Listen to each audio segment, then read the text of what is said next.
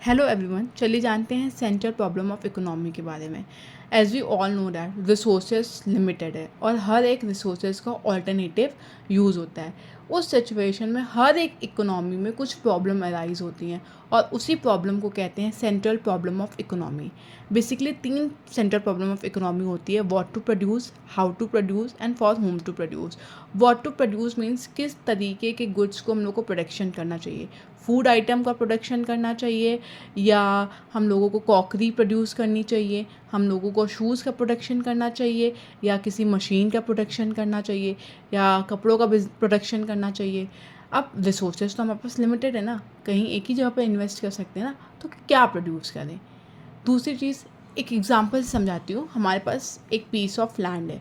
अब मैं उसमें बिल्डिंग कंस्ट्रक्ट करवा दूँ, मैं उसको रेंट पे दे सकती हूँ, मैं हॉस्टल कंस्ट्रक्ट करवा सकती हूँ, या मैं उस पीस ऑफ लैंड को कल्टीवेशन के लिए यूज़ करूँ। कल्टीवेशन के लिए भी यूज़ करूँ तो क्या कल्टीवेट करूँ ज़्यादा, गेहूँ का कल्टीवेशन करूँ, राइस का कल्टीवेशन करूँ। तो ये प्रॉब्लम होती है व्हाट टू प्रोड्यूस। देन आती है how to produce. How to produce means किस टेक्निक का यूज़ करके मैं प्रोडक्शन करूँ। लेबर इंटेंसिव टेक्निक का प्रोडक्शन करूँ, या कैपिटल इंटेंसिव टेक्निक का यूज़ करके मैं प्रोडक्शन करूँ। ज़्यादा कैपिटल लगाऊँ, ज़्यादा मशीनरी का यूज़ करूँ, या ज़्यादा लेबर का यूज़ करूँ। The last problem is the for whom to produce means किस सेक्शन के लिए प्रोड्यूस करूँ। वुमेंस के लिए प्रोडक्शन करूँ, या किड्स के लिए प्रोडक्शन करना चाहिए। रिचर सेक्शन ऑफ सोसाइटी के लिए प्रोड्यूस करूँ, या पुअर सेक्शन ऑफ सोसाइटी के लिए प्रोड्यूस करूँ। अब अगर मेरा मोटिव प्रॉफिट मैक्सिमाइजेशन है तो ऑब्वियसली मैं रिचर सेक्शन ऑफ सोसाइटी के लिए प्रोड्यूस करूँगी। लेकिन अगर मेरा मोटिव वेलफेयर है, सोशल वेलफेयर है, तो मैं वीकर सेक्शन ऑफ सोसाइटी के लिए प्रोड्यूस करूँगी। Thank you so much.